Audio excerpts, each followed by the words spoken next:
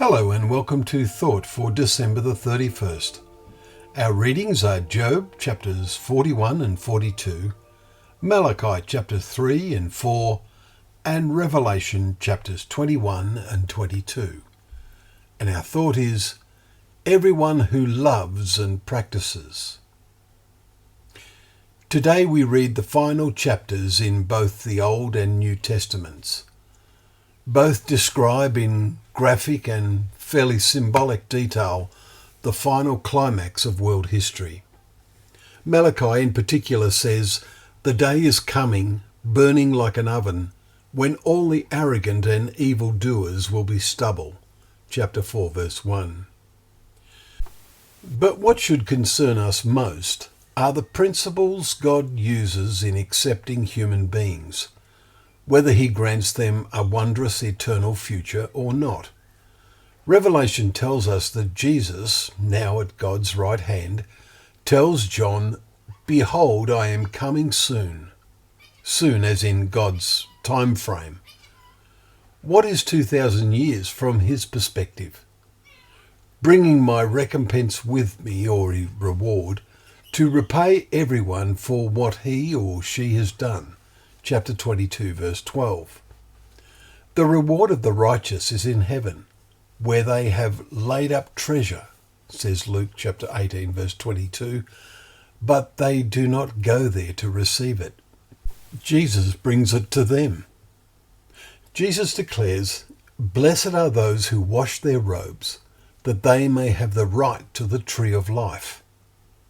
Outside are chapter 22 verses 14 to 15, and that takes our thoughts to Adam and Eve and the way they were excluded from God's garden so they could not eat of that tree. So who are left outside? In outer darkness, as Matthew 8 and verse 12 says, the place of the eternally dead, when the climax of the ages is reached.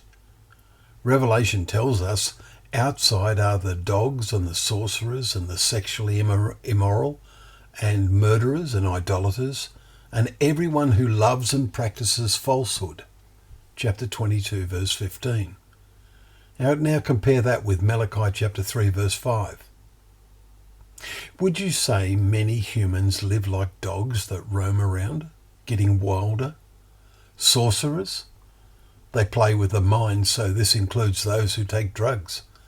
But the final category of those who practice falsehood will surely embrace a great many humans. How God despises those who are not honest in word and deed was stressed in chapter 21. Note verse 8.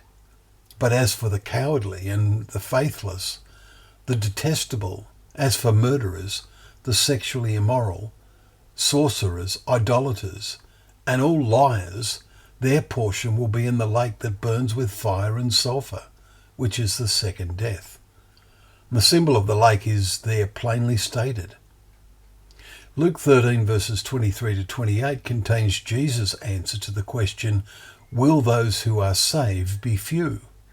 And Jesus says, at his return, when he rejects them, they will say, "We ate and drank in your presence, and you taught in our streets." And will there not also be many who say, "We read the Bible"? But although they did this, if they loved and practiced the wrong thing, and the practice of their faith was parallel to that of the religious leaders in Jesus' day, how tragic for all such will be the day that is coming.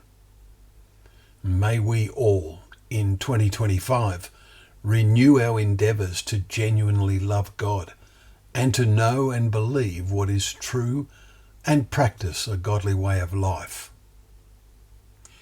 Well, thank you once again for joining us for Thought for the Day and indeed having your company for all of this year.